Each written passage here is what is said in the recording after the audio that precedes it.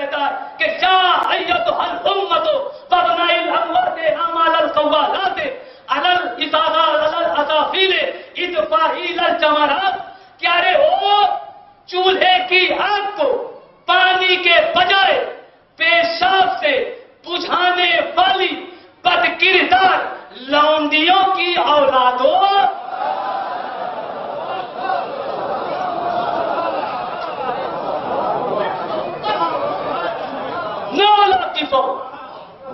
بد کردار لونڈیوں کی اولاد.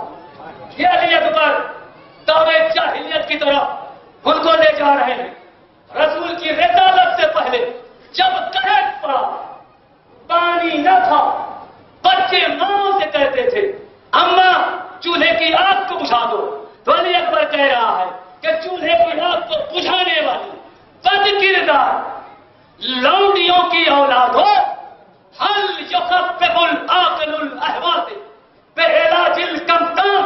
خدا کی قسم آج تک کسی زبان میں ایسا اشتہارہ دیکھنے کو نہ ملا جیسا اکبر نے سرزمین کربلا پر کہا کہ جب اکبر شہزادے نے 9 لاکھ فوجوں سے کہا کہ او بد کردار لونڈیوں کی بد کردار اولادوں, کیا تم نے کبھی ایسا دیکھا ہے کہ کوئی صاحب اب مچھلی کو پانی میں ڈبو دینے کی دھمکی دے؟